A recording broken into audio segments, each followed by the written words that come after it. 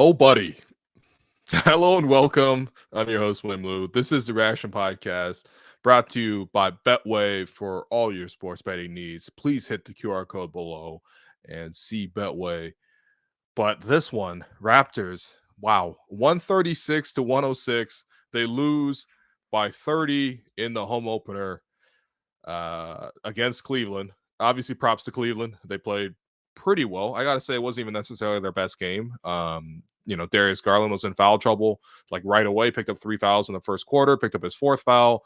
Unfortunately, that fourth foul in which he upended Immanuel Quickley, that led to Quickley leaving the game at halftime with a sore hip. And that was a real shame because Quickley was the Raptors' best player in the first half. And without him on the floor, the Raptors lost a lot of those minutes. But yeah, wow, the Raptors get completely destroyed. And, I think for me, like, just being down there at the arena, before the game, you could see all the excitement. I thought just the production of the thing in terms of them laying out all these purple t-shirts. I knew that ahead of time that like TJ Ford was going to be honored. That was really cool. I haven't seen him literally in a decade. I Damon Stoudemire was to be honored. Jerome Williams is to be honored. Vince Carter is on the broadcast with Alvin Williams, and I thought, especially because I caught the second half from home, because I had to rush back here to do the React Pod. But like, I thought they actually did a great job of playing off of each other. That was great. I think the celebrations in general were great. The fact that purple jerseys were great. Everything was really great. Even just seeing all the fans come back in the building and the excitement in the arena, seeing like again multi-generations of fans in their various outfits and things like that. It just felt like everyone's dressed up to party. The only thing that wasn't great was the basketball product on the court. And it was okay in the first quarter. I would say it was even good in the first quarter. I thought the starting lineup and the first shift did well. They took it to the paint against Cleveland. Cleveland, took it back against the Raptors a couple of times, but ultimately speaking, it was close. It was right there. They were exchanging baskets.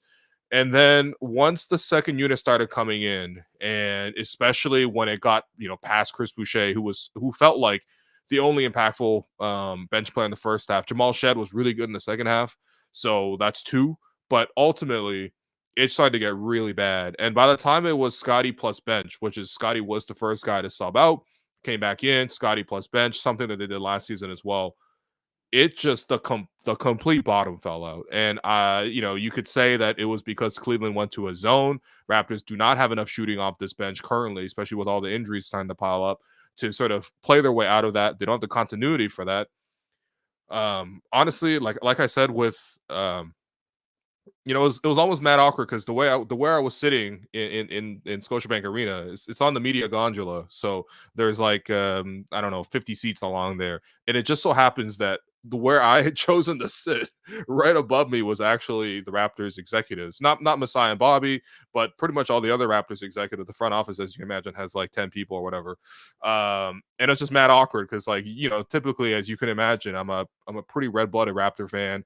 I get very into the game. I'm very emotional. I'm very like invested.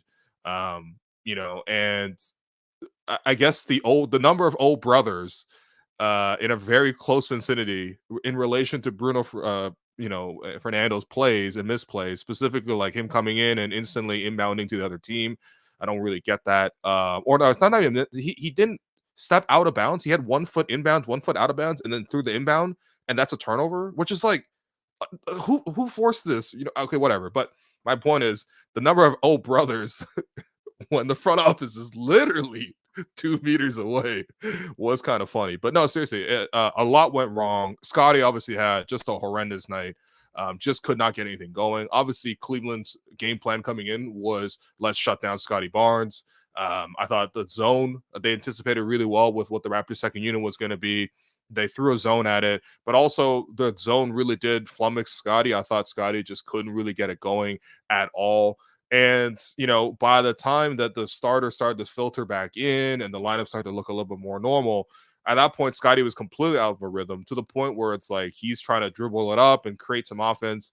We know he's not an ISO player, man. And like that's probably the biggest thing that needs to improve upon, at least in terms of just like the skill sets.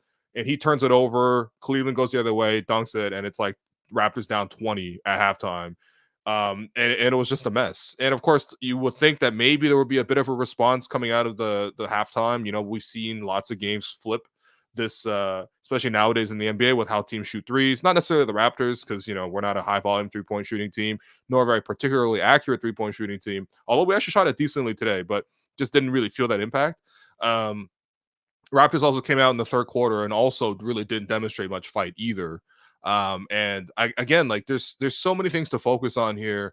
Definitely not trying to catastrophize because of one loss, but at the same time, I think just watching this thing go down, it has to sort of leave a bitter taste in your mouth in terms of just how bad of a first impression that this was. And of course, I know a lot of people are going to have comments, a lot of people are going to have questions. Please leave them in the chat. Producer Jerome Chang is looking for your questions, and I do want to get to a fair number of them because I want to just get a sense of sort of how it felt to other people watching this at home, or if you're at the arena, how it felt watching the arena. Um, because yeah, this was like a real mess. Like I think what's been one of the nice things, I guess, about getting bounced so early, especially because of how last season went. Basically, people started disconnecting around like January, February, around that time. Like, you know, like Scottie's out, other guys are out, you know, Raptors are playing NPC players basically. So it's like, okay, you know, how much can you really be invested in some of these games? Um, but after basically from going from February to now October, um, you start to forget how much this team can just really stress you out when they are actually trying to play meaningfully, and to come out losing like this. Like it really is a huge hit. And I think we can talk about, well, at least I would hope to want to talk about first off just like what happened in terms of the basketball, and then go on to sort of the emotional as well. I don't think they're, by the way, not linked, because I think this is a very emotional game. You can certainly see the frustration building up over the course of the game. You know, lots of mistakes that were sort of forced, that the Raptors sort of like mentally sort of broke in many ways. But I do want to focus on the basketball first. Number one, I think, yeah, I mean, Raptors rotations tonight, I just didn't think that they got into a good rhythm. Granted, they are missing lots of players. RJ Barrett, you know, I think the last update was that he was, you know, still hasn't been cleared for contact. I don't know if he'll play Friday. Look, it would be really help if RJ played, because I think he gives the Raptors a downhill presence that, quite frankly, none of the other players on the team quite do. I think Scottie might be able to do it to some degree, but at the same time, you know, you also see that Scottie likes to turn his back to the basket, slow up on drives, and sort of like force his way in, or like, you know, throw up hook shots and bounce shots. Like I think there's a way that RJ like punches his way off a curl, takes 1-2 hard dribbles, goes to the basket. There's a threat of him dunking on you. There's a real skill in RJ being able to go to the rim over and over again, and the pressure that puts on a defense, whether that's them fouling him, whether that's he's scoring at the basket, they got to inbound the ball. You know, I think they missed that element. Kelly Olynyk could, you know, suffered a mysterious back injury, and last time I went to practice, Raptors, the rest of the team were getting shots up, and you look up, there's like big Raptors practice facility, whatever. And obviously it's a court, so it's like the ceilings are super high. And around the perimeter of the courts, of the two courts, is like where some of the offices are, the kitchens are in the back there too. And there's a big window, and all I saw was just Kelly eating lunch in that window. I'm like, oh yeah, he didn't practice today for sure. If he's getting lunch in while everyone else is obviously, you know, doing some extra shooting drills or whatever. So he's out. Bruce Brown is out because of the knee thing. Jacoby Walter, same thing as RJ. And now, of course, you add Immanuel Quickley, who I thought played pretty well. I thought he was the leader for the Raptors to start this game. He did a really good job of pressuring the ball, and that's something that's been a stated goal of this team. Is they want to be a much better defensive team. They want to be able to put pressure on their opponents. And of course, that only lasted like probably like 5 minutes, maybe at most. But I thought Immanuel being the one to lead that charge, pressing up on the ball. I think he forced 2 turnovers doing that, got out in the fast break a couple times. That was big. Unfortunately, again, like Quickley ended up going for a rebound, and Darius Garland kind of undercut him. I mean, look, I was certainly very mad at the play. It's probably an accidental play, like it's most likely an accidental play, but still, when Quickley jumped up for the ball, Garland sort of like bent over. And again, it's not like it's so quick, it's so bang bang. And I don't think Garland has ever shown us in his career that he's this type of player. But he also did tweet like, hey, eye for an eye. And I know that what he meant by that was just he wants to get revenge on the Raptors, because last season, or maybe 2 seasons ago, Gary scratched him in the eye, and he got an eye infection or whatever. I don't know, man. Like Gary's not here. And like that's a couple years ago. Like I don't think it connected to this play, but it certainly doesn't look good in terms of just like I guess my feelings about it. I guess I'm just upset that Quickly got injured in this kind of play. And yeah, you could hear from the, even from where we were sitting in the 600s, like you could hear the thud of Quickly falling to the ground. And he stayed in the game and he played a little bit longer. But you could tell that that was something that probably was going to leave a mark. So we'll see. Injury bug is already really, really eating at the Raptors because you already have lots of, good, healthy, or good rotation players who certainly will be better than their counterparts right now who are available, start to go down. In terms of the basketball, like I mentioned earlier, also the zone, I think the second unit just doesn't really have much cohesion. I can't blame them. A lot of these guys literally just showed up. I think the starting lineup played decently together. Offensively, I think some of it was actually okay, especially when you had Quickly running pick and roll with Jakob, and then you have Scottie sort of doing his thing. Ochai sort of using athleticism. Again, just continuation of what we saw over the course of preseason. Of course, one of the big differences between preseason and the regular season, even with the home opener and just this being game 1 of 82, is just like, all that like back cutting and it looks really cool and stuff. Guys focus in, and all of a sudden, a lot of those cuts aren't there. Because you could back cut people all you want. As long as the defense is like committed and like focused, they should be able to take away the majority of those type of looks. So it's a lot of that kind of shriveled up for Ochai. You saw a lot of misconnections. I think Jakob had 5 turnovers. Some of that was because of these sort of missed passing connections. I also thought in terms of the first quarter, in terms of why the Raptors really could not cope defensively, even with the starting lineup, was that they started going at Grady Dick quite a bit, whether that was Donovan Mitchell, whether that was Darius Garland. It's just not necessarily easy. And I think that, again, like the Raptors really want to put an emphasis this season on defending better. And they've certainly brought in some more defensively minded players. But at the same time, you still have a pretty big weakness. Like, if the Raptors are trying to build Helms deep, Grady is that like little well underneath the big, wall. Like eventually that's where the water's got to go through. And that's where you could, blow up this whole thing, because there's just one weak spot that you can't necessarily cover for. Like you could say, well, like, guys can rotate a little bit, or like, you could scram switch them out, or you could try to avoid certain matchups, or you can double the ball when it's Grady's involved getting attacked. But at the end of the day, like, I just don't think he defended particularly effectively. And it was a clear target for Cleveland to go at him. Now, that's not to say that Grady didn't have a couple of, blocks. He did. That's good to see, because I think the stat, I mean, I don't know, like, whatever. Like Grady, like certainly last year didn't collect a lot of blocks, but like, yeah, I mean, I think that's continued to be a weakness. Offensively, though, you definitely need Grady, because he's the movement shooter that this team really needs to be able to sort of space the floor. You already saw how much issue the Raptors had with attacking a defense that really, took away the paint from them in the zone coverage. Like, you just need that ability from Grady and the scoring skill set. I mean, again, he's becoming more aggressive. You're starting to see him sort of play not just in the corners, like I mentioned in the takeaways from preseason piece that we did earlier this week, but he's also being able to shoot from the top. He's also aggressive. He's taking guys to the cup. He's drawing fouls. All that stuff is great, right? But again, like, how much are you giving back defensively? Because that kind of does compromise a lot of things. I think Bruno Fernando, when he came into the game, there's just so many bad plays that were made. And this is a guy who was in contention to not make the team, right? So the fact that he's in the rotation right away, number one, speaks to the injuries, because the backup center position should be Kelly Olynyk.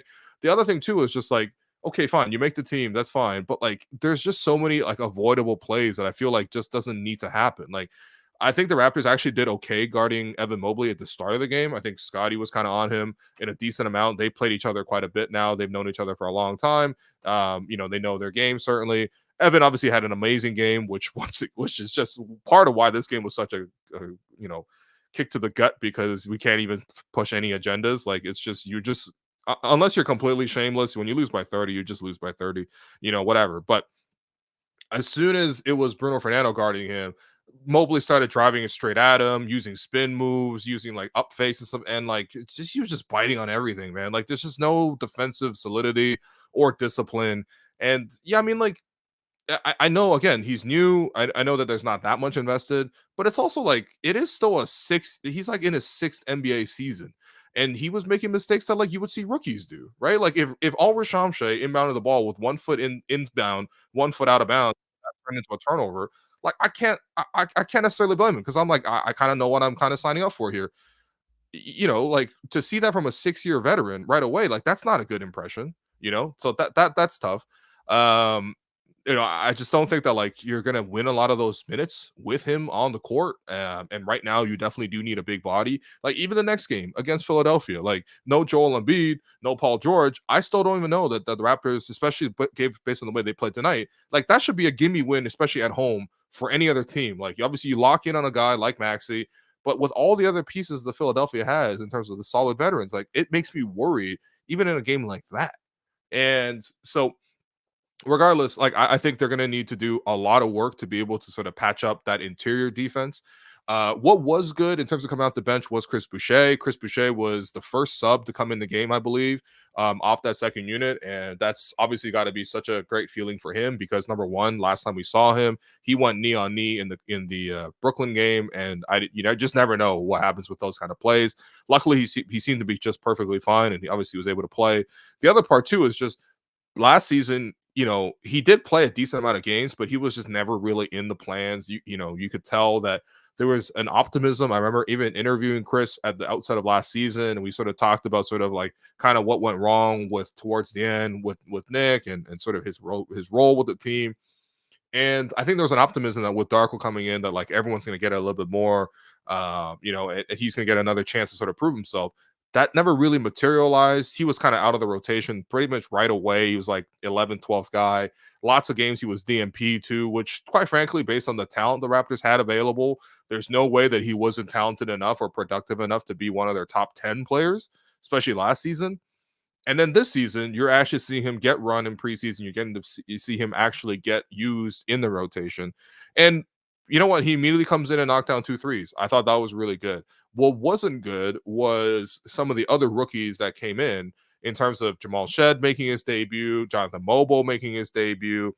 Some of these guys just looked really like out of sorts, almost a little too over eager at times. Even Davion Mitchell, I thought, sort of looked a little nervous, which typically isn't something you would see from him. He's usually a lot more steady, especially because he's gotten significant run here in the NBA in the last 2 seasons. So like, that wasn't great. I figured that those guys would eventually settle in, and perhaps it's because the pressure kind of came off the game because it's like, it's 30 points. Cleveland's going to drop in intensity a little bit. All of a sudden, they get their second chance to get back out there. They got their nerves out the way. They can sort of play normally. Because I thought Jamal Shead was actually really good in the second half in the limited minutes that he played. And Jonathan Mobo also did some good things as well. A little bit more erratic, but still ultimately did some pretty good things. They settled in. But that first shift was really bad from those two guys and from Bruno Fernando. And Scottie was just in such a big like funk that the bench just started bleeding and bleeding and bleeding. And yeah, Darko tried to like subterfuge, but like,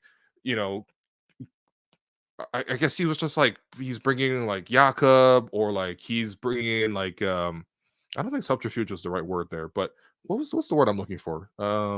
Basically he was trying to patch up the bleeding. But he brought in like, he brought in Jakob for some more screening. He brought in, Grady back in, Ochai back in, but like a lot of these guys just weren't really able to settle back into the game.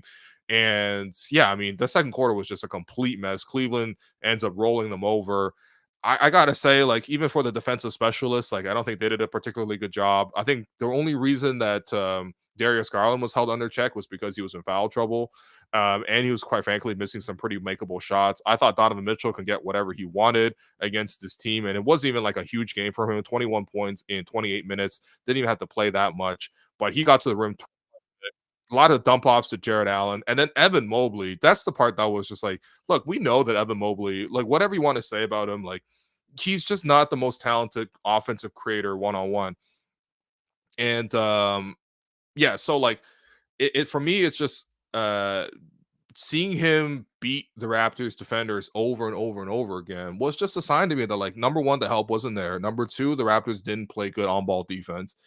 And number three, it does remind you that, like, this is a huge positional weakness. Raptors used to be Vision 6-9. And that was part of the reason why I thought Evan really had some quiet games against Toronto, because we were constantly able to throw, like, big wing defenders at him who can sort of neutralize a little bit of his size because he is quite strong, while also having the quickness and foot speed to sort of like make him turn his back to the basket where he's way less effective versus when he's sort of like facing up and attacking and using his length. Raptors have very few 6'9" guys now, especially playable ones. Obviously, Scottie is going to be the bulk of that, but his backup right now is Chris Boucher, then it's Jonathan Mobo, and then that's it. Like the Raptors used to have 8 of these guys, and now they have 3, and really 2 guys that the Raptors are going to want to play on a consistent basis, unless they're fully developing, in which case they bring Mobo in. But again, you could talk about development, dog. It's game 1 of the season, man. Like it's still about performance. I mean, like for every team in the NBA, even if you are tanking for the season, it is still about performance in the first 10 games of the season. And to come out and lose by 30 is really tough. And of course, I've talked about around this long enough. You kind of have to talk about Scottie. Like this whole thing is set up for Scottie, right? Like, and it's not the most ideal setup. I'm not going to say like Scottie's playing on the Boston Celtics with like Jason Tatum or his Jaylen Brown is his number 2 and Derek White and Drew Holiday and spacing fives and a great bench and all that kind of stuff. Like I'm not saying that. That's obviously not what's happening here, right? Like if like we're asking Scottie to sort of lift up a group that quite frankly has not played a lot together and also are quite young and have a lot to work out on their own. Putting this within that context, but the bigger context, the bigger picture is this is a huge test and a huge showcase for what Scottie can do as the franchise leader, as the number 1 option, as like the guy, right? Like whatever you want to call this, like I think that's more semantics, but basically being the main piece out of all of this.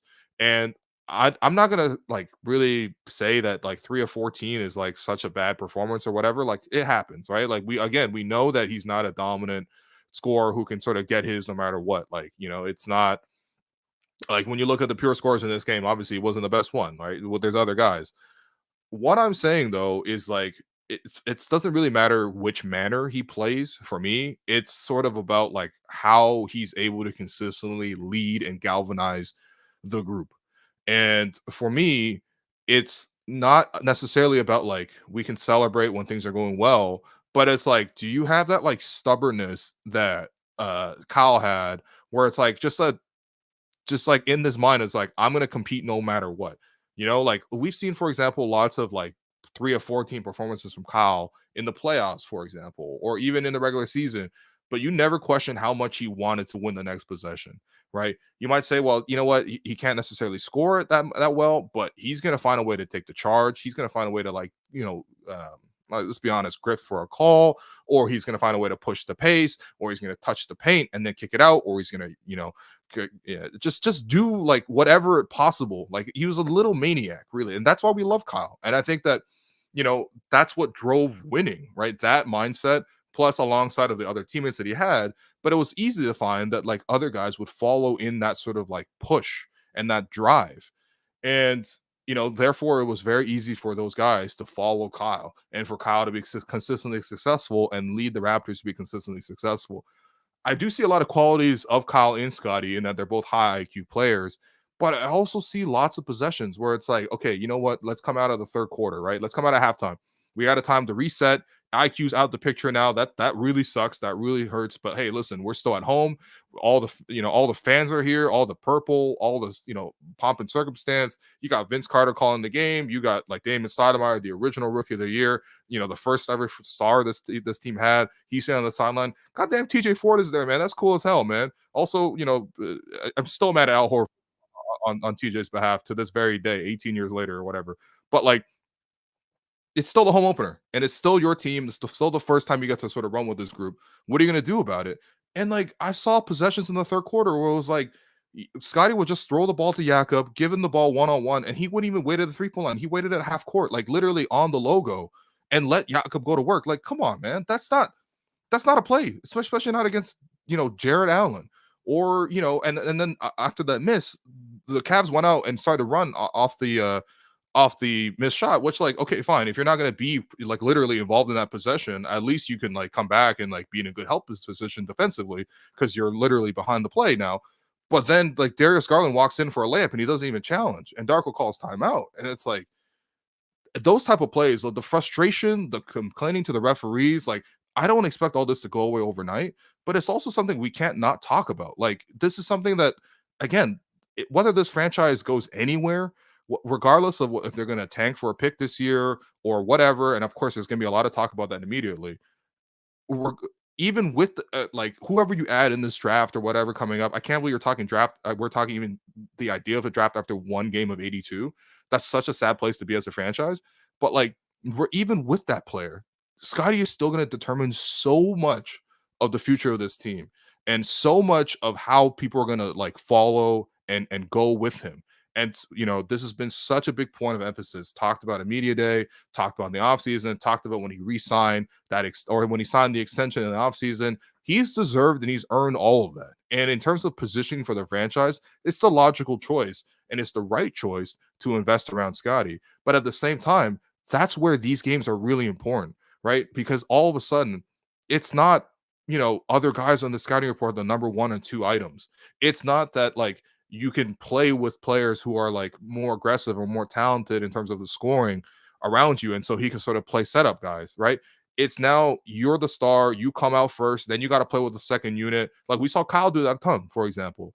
And like it wasn't like Kyle went out there and dominated with his talent all that time.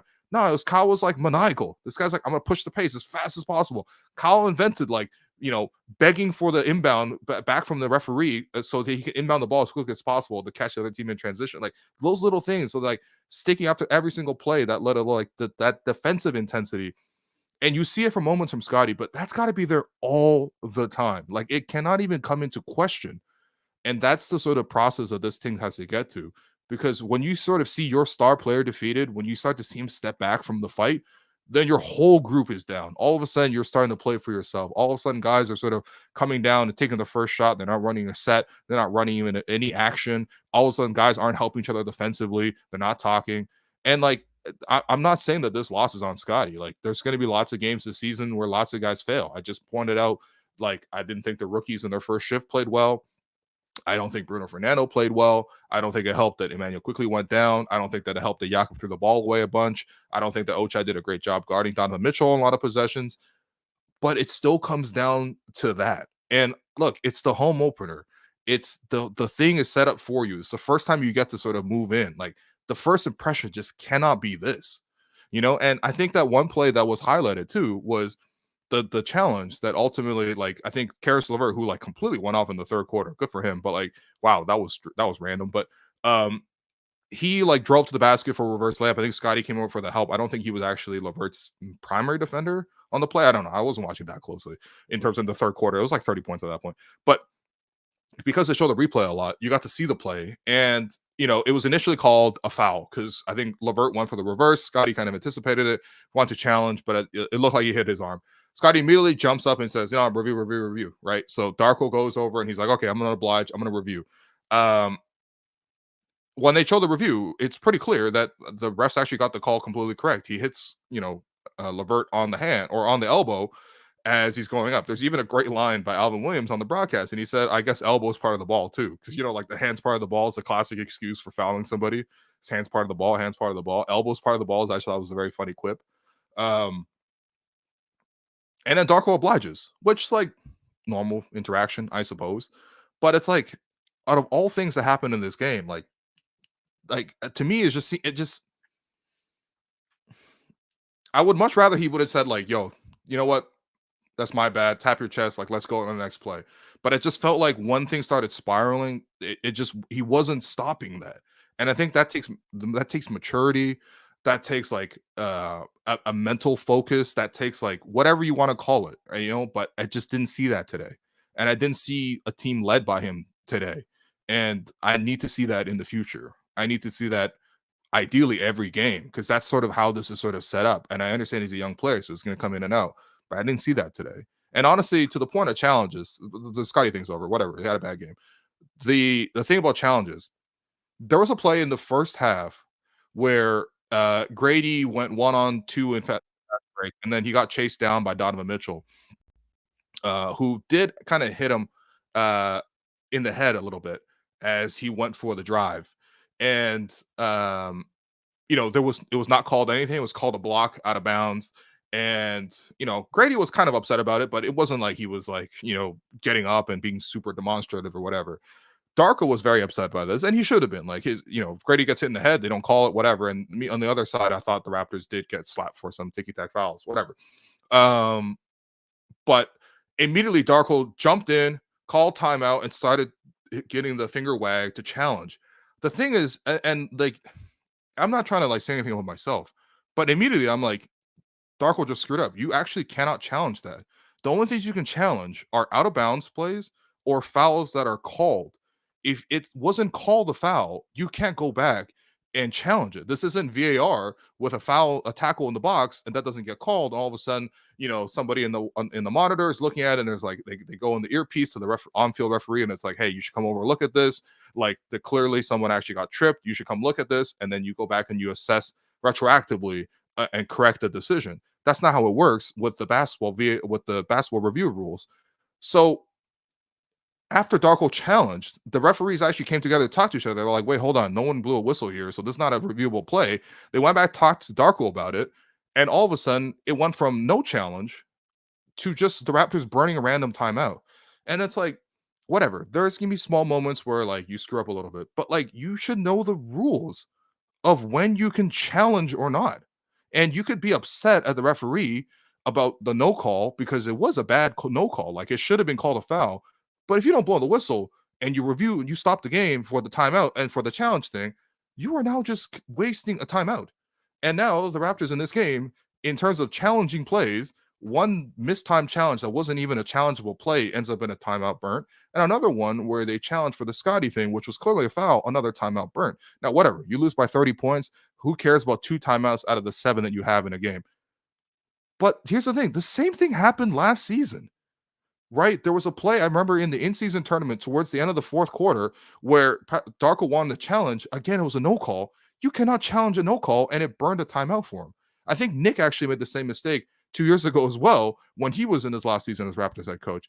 That, for some reason, that just bothers me because, like, if I know as a fan of the game you can't challenge that, you got to know the rules around challenging. Like, the timeouts are not insignificant. And I would hate for this to happen in a more significant instance rather than this being a 30-point blowout. But again, like this is kind of an emotional game. A lot of players could have like flew off the handle a little bit. A lot of players really just like kind of got lost in the shuffle. And the only good thing before I sort of, toss to a message from our sponsor here in Coors and also then get to your questions. And again, if you need to send questions in, please send them. Jerome is looking for your questions. So please continue to send them in the chat. Last thing I'll say about this is what was promising to me and what was a breath of fresh air. And I've said this on every React pod that he's played now, but what was a breath of fresh air was seeing Jamal Shead come in the game in the second half. First half, I thought he was all over the place, committed some quick fouls. I just didn't think that he was able to play the type of game that I know he's capable of playing. But in that second half, when he checked in, because he became the backup point guard at that point, Davion slid into the starting lineup because IQ went down with the hip injury.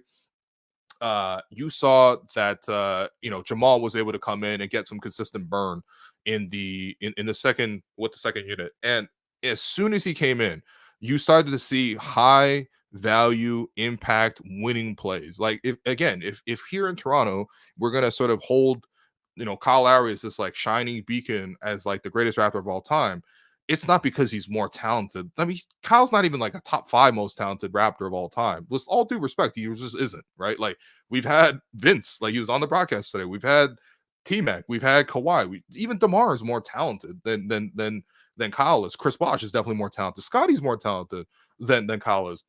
Why Kyle is the greatest Raptor of all time is because of that will to win and that like I'm just gonna keep competing at a high ass level and everyone's gonna have to follow me. And I saw that with Shead. I saw him in the second half come in and make great plays, touch the paint aggressively, get in for an and one. He's getting into the paint and kicking it out, and Chris is feeding the hot hand. Chris Boucher was the only guy hot from 3 for the Raptors, feeding him for a couple shots, getting into the paint, throwing a lob to Bruno Fernando. You might say it was a 30-point game at this point, and Cleveland was clearly, just blowing them wide open. I mean, everybody got whatever they wanted. Ty Jerome was walking the Raptors up and down the floor. It was actually nasty to see, but to see Jamal come in and make those type of plays and play with that kind of intensity. And my favorite play of this game, if you could say any play is a favorite play of yours in a 30-point game, my favorite play was Jamal, after coming in and scoring an and one, the next possession down, he's pressuring Darius Garland. And Darius Garland is one of the nicest point guards in the league in terms of his skill set. He's got a great handle. He's especially got a great handle. He pressured, Darius Garland so hard that Garland had to pick up his dribble and reset, throw it over to Sam Merrill. On that sort of possession, Shead ended up switching onto Merrill, so he ended up guarding the ball for the whole 24-second possession. Merrill tried to shake free, but he's mostly a three-point specialist. He couldn't really put it on the deck or nothing against Shead, and eventually just had to throw up a contested brick that was nowhere close to going in. And seeing that type of intensity is what I want to see from all the Raptors, but especially the young leaders of the Raptors. I want to see that from Immanuel, who I thought actually did a bit of that in the first quarter, which got the Raptors off to a nice start. And especially want to see from Scottie Barnes. I want to see that level of competitive, the more the Raptors empower Jamal Shead, the better this franchise will be going forward. And I know that's like a crazy hyperbolic statement to say after a player who was drafted with the 45th pick as a 22-year-old coming into his, into the NBA, who's 6'1" and doesn't even have like necessarily a very accurate three-point shot. Although he did make one today, which was nice. But it's that mindset. It's being a winner. Like, I think especially watching so many games now, like you can tell which guys play hard and which guys can't, or like which just don't, or like selectively play hard. And there's never a question to me how hard Jamal Shead plays. It's never even a question to me how hard Chris Boucher plays. It's not a surprise. And in a game like this, where everyone's on a little bit lost, those two guys actually looked together. And whatever. Like, this is just a few plays made. The Raptors needed like literally 15 more plays made to even be in this game. So many things went wrong. But I got to give a little small shout out to Jamal Shead. I know I'm already like very, very much in love with the way he plays, but I think it's the character of the way he plays too. Like, I don't know him much beyond this really great profile that's Blake Murphy wrote about on Jamal Shead and these other interviews. And it's not a surprise that he's already been featured by Blake, and he's been featured by Josh Lewenberg. Like, this isn't like a team-oriented thing. This is just people noticing and going to talk to him and getting some of his story. But that's what we need to empower. Like, in terms of leadership, in terms of like pushing forward, that's what we need. And I was very proud of Jamal for showing that. So let's get to a commercial here. I wanted to bring you a special message from our friends at Coors Light. And Jerome, here we go. So by now, you've already heard the news that Coors Light, as part of the Raptors' 30th anniversary, has these very specially branded cans. They look beautiful. Look at these things, man. Look at these. They're covering each era from the first 30 years of the Raptors, and you can get them now at select LCBO stores, participating bars and restaurants across the GTA, and also at Scotiabank Arena. But one more thing, Will, make sure to check out ERAineveryCan.com, ERA in everycan.com to check out these limited edition cans. And fans can go on the website and enter for a chance to win exclusive Coors Light Raptors prizes. I heard there's some really cool merch collabs and other things happening as well. So. No, I'm actually, you know what? You actually did tell me what those collabs are going to be. And I got to say, like, I'm really, really excited. I know Coors Light is a partner that we've worked with in the past as well, but this is just beautiful. Like, honestly, I don't even know if I want to drink these cans, man. You got like the OG, you got like the championship season, and then you got like whatever's in between. I guess the Chris Bosh can. I'll probably drink the Chris Bosh can if it was I mean, one to rock, one to stock, and also for Raptors fans, like, make sure you keep an eye out. Follow Coors Light on social because they're gonna pop up around the city as well. Oh, word? I'm hearing they might be at Rogers Center. They might be outside Scotiabank Arena. They might be at Nathan Phillips Square for more prize giveaways. So make sure you check that out. Remember, you must be 19 plus and celebrate responsibly. I'm going to be there. I can't wait to celebrate. All right, speaking of I'm going to be there, I'm just going to crack one of these Coors Light bottles right now. This is actually exactly what I need after a game like this. So this is the Chris Bosh can, as mentioned. And let's just hit this as we get to the questions. Producer Jerome Chang, what you got for me, man? What are the people saying here? I see lots of comments, so let's start to get to a few of these. Subterfuge, there we go. Transfuse, sutra, yeah. Honestly, like maybe I don't know. Jerome, do we have these questions?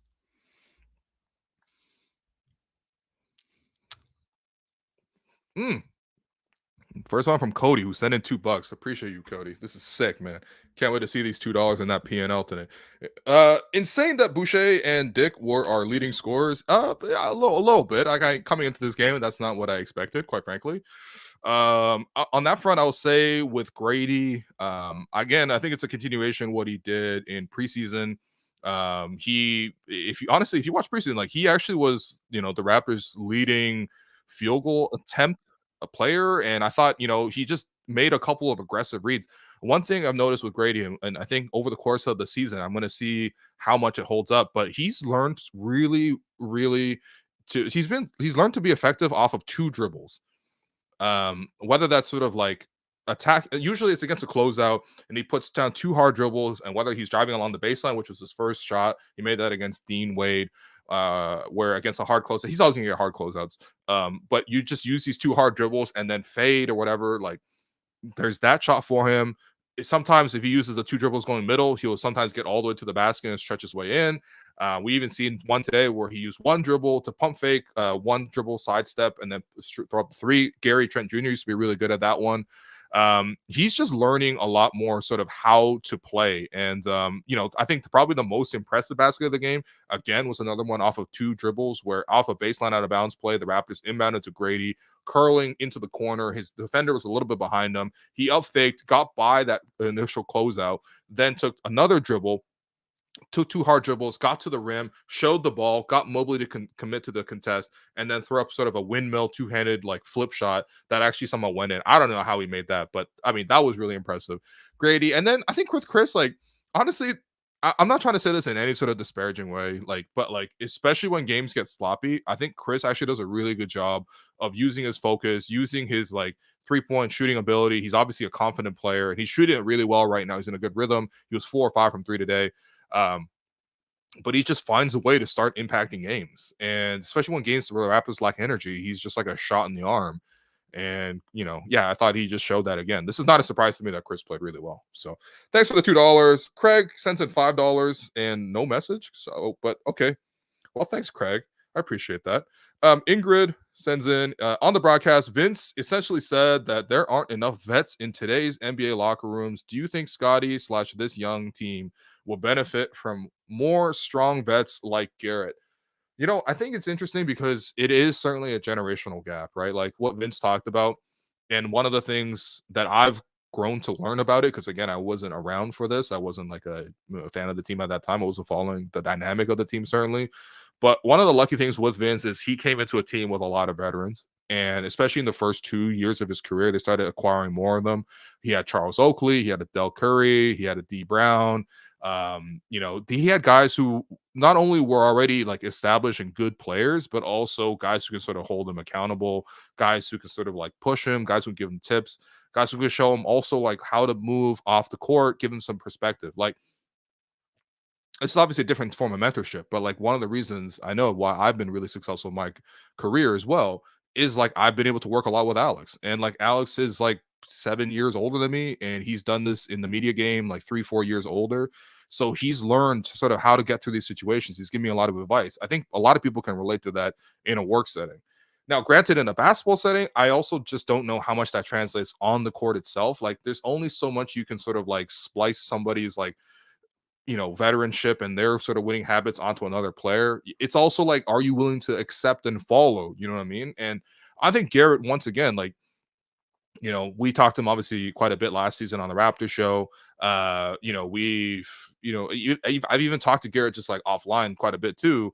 And, you could see the way he moves. You could see that he's always around after practices and trying to, engage players and try to like, let's get extra shots up. Let's play a shooting game or whatever. And, he's working out hard.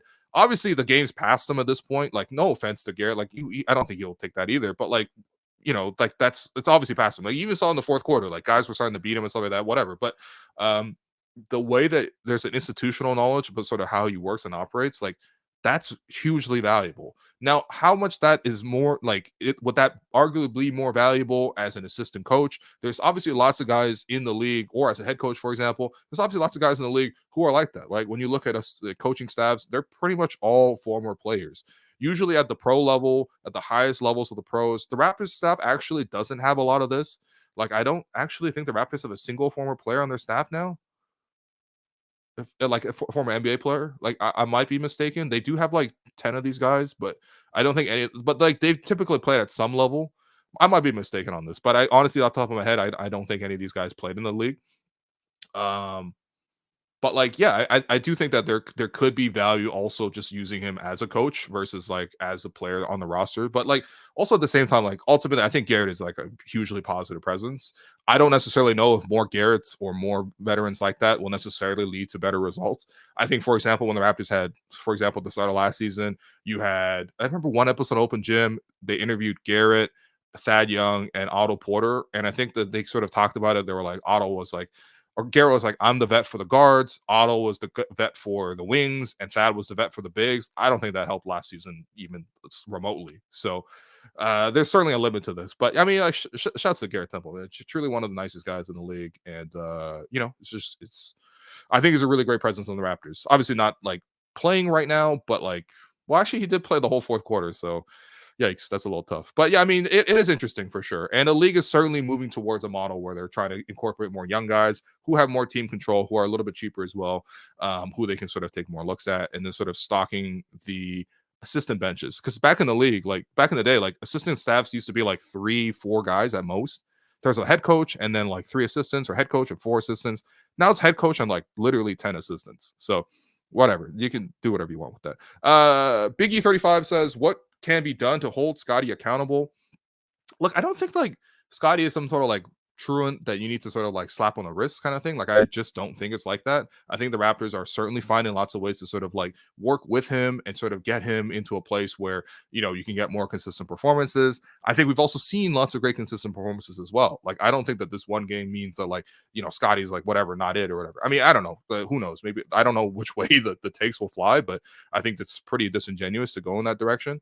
Having said that, though, like, I do wonder in the bigger picture how hard it's going to be for anyone to say no to Scottie in the Raptors organization, right? You can certainly tell with Darko's sort of like the way he sort of manages players that like it's hard to imagine Darko's going to get down and yell at somebody or get down and really ream somebody or like hold them accountable in that way. I don't think it'll be like that kind of hard coaching. This isn't like going to be Coach Carter coming in and being like, you know what, you're not playing the state final or whatever. It's been a long time since I had gym class or a substitute teacher in gym class, so I haven't seen Coach Carter in a minute. But you know, that style of coaching, I don't think that's going to happen. And then I think with Masai, it's like, okay, yeah, you could come in and say what you want, but like you also like have already committed the whole team, not just like the money which he's earned. It's like you've built the whole team around this sort of thing. So I think there's just going to be like trying to find ways to work with him. And I think today there was obviously a disappointing game, but you hope to see how he bounces back. You hope to see sort of how he reflects on this. And also like it could just also be a one-off, right? The issue with game one is often that you have a sample of one.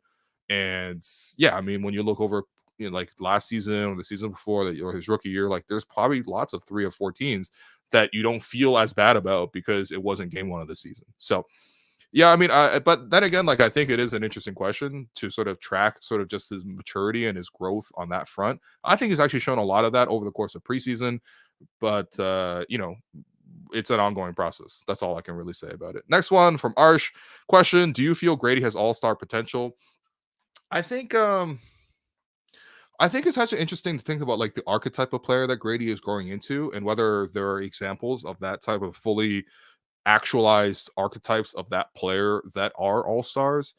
So what I mean by that is like a guy who doesn't really create that much off the dribble, but he's like a very, very, you know, good shooter, movement shooter.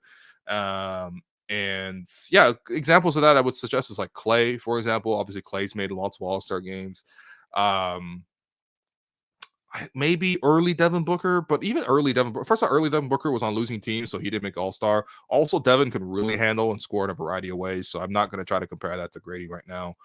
Kyle Korver did make 1 All-Star game, if you forget with the Atlanta Hawks. 4 All-Stars made it off that team that won 60 games and then got swept by LeBron. But like, yeah, there's also that path. I think right now, it's just like too much of a leap to say all-star potential. I think on certain fronts, I know that all-stars aren't necessarily determined by how effective they are defensively, but I think there's still lots of ways to go for Grady defensively. But I do like the growth that he's shown, And rather than looking at the All-Star as the next step, I'm looking at being a firm, positive, contributing starting player as the next step for him. And I liked what I saw from him today. He is, once again, being very aggressive. He didn't necessarily even shoot the three that well tonight.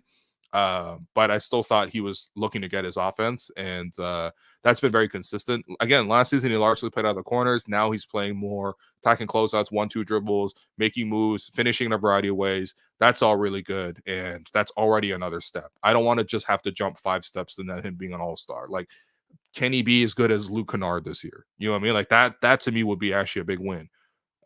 Versus like, can he be an all-star in the future? But I appreciate the enthusiasm. Like, I'm not trying to put this down. I'm just trying to put it in perspective a little bit. Last one. This is from Jacob Hudson. Should we start Davion or Jamal with Quickley out?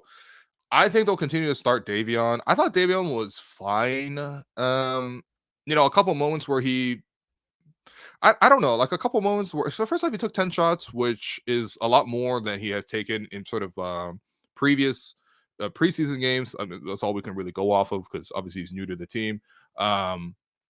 So 5 turnovers is certainly unfortunate, but it's out of character for him. He's just a guy who already has that kind of NBA experience. So like, I think that he probably will start. He's better than what he showed today. Having said that though, I think Jamal just makes more plays. You know what I mean? Like, more stuff happens when Jamal's involved versus like Davion. Davion might be I don't even want to say he's more solid or not, because I don't think, I don't think that like Jamal's not solid. Jamal's more than solid, but it just seems like he's more generally active. Like, just more things happen offensively and defensively. Like, I think I've seen Jamal touch the paint quite a bit.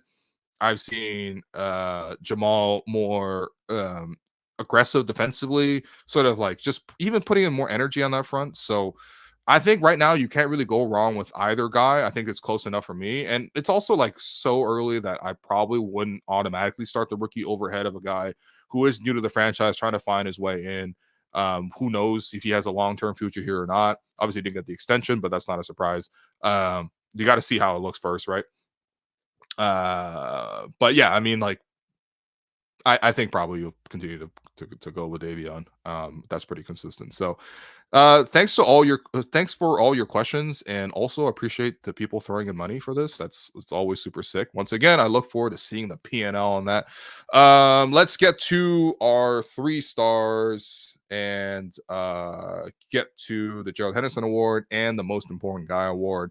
3 stars for the Toronto Raptors in this 30-point loss on home opening night. I'm gonna go first star.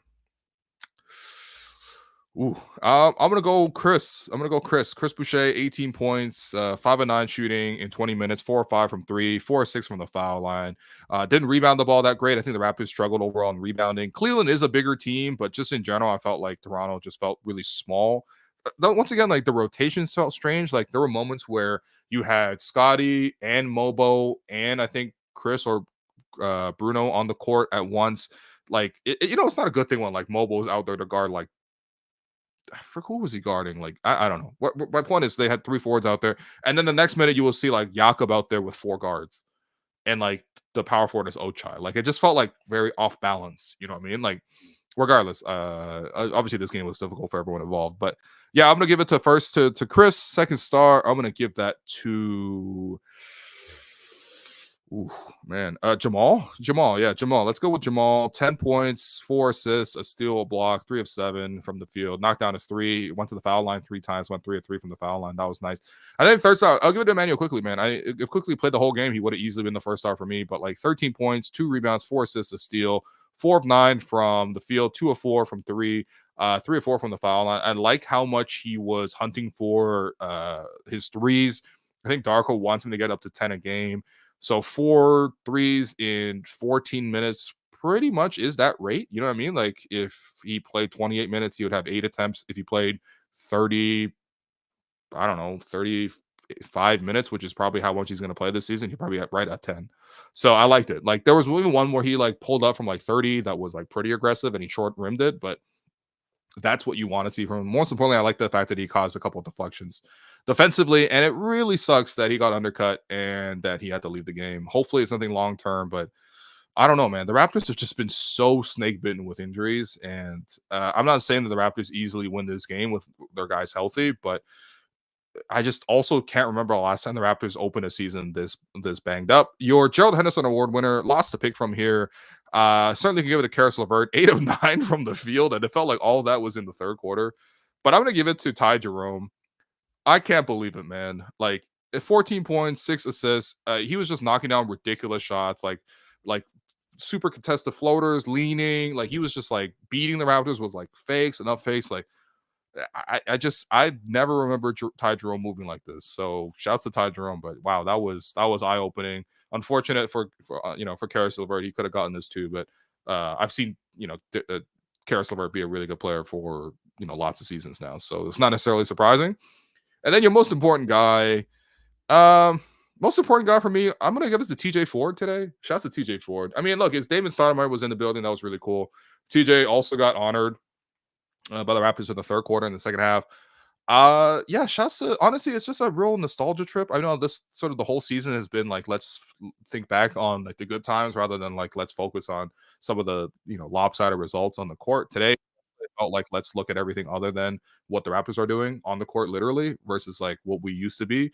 But like seeing TJ Ford just brought back such a pang of like nostalgia for me. I remember like as like a 12, 13-year-old trying to decide like who do I like better at point guard, TJ Ford or Jose Calderon. I even like I think 4 or 5 years ago, I went back to my parents' house and I was like, you rifle through like the basement of the garage where they store a bunch of stuff, whatever. You know how parents never throw anything out. And I found like an old notebook in which I actually wrote down scouting reports in with a pencil in a notebook.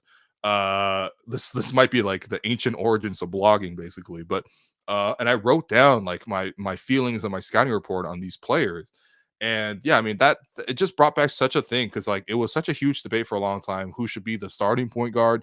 Ultimately, it didn't matter. The Raptors had two like really good alternating looks at point. TJ was obviously much more quicker, much flashier, able to sort of get into the lane, didn't shoot as well, although he shot to TJ 40, he had that game winner as well. I think against the Clippers, I remember like staying up at night. It was like they were out in the West Coast and it was obviously long past my bedtime. I was like again 12 or 13 years old.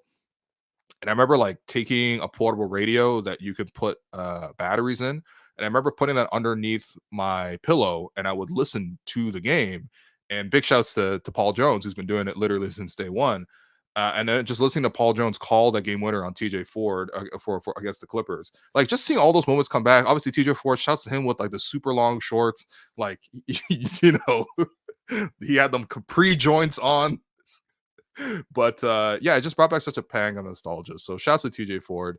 I'm super happy that he was able. I think it was the first time he's come to Canada or like Toronto in like the last 10 years. So I'm sure it's a bit of a trip for him too. But yeah, lots of love for TJ Calder Ford, man. Pour one out for TJ Calder Ford. I can't wait for Calderon to also be honored. He's been back quite a few times. That's different. But I just haven't even thought about TJ Ford for so long. And also one last time, I will never like Al Horford ever for the play that he made against TJ Ford. If you were too young to be there for this, go look it up. It's one of the most unfortunate injuries I can imagine. I can remember that alongside Jorge Garbajosa, which was truly actually. I do not recommend looking up either of these injuries, quite frankly. Especially the Garbajosa one. To hear like a grown man scream so loudly that you could hear it through your television is nuts. As he broke his leg. But like, yeah, the play that I'm talking about, TJ Ford was on the fast break and he just had a fast break layup. It's the third quarter. It's like regular play in the regular season. And Al Horford slaps him like hard across his back. TJ Ford already had back issues, forced him to land really hard on the ground. And his career just never was the same after that.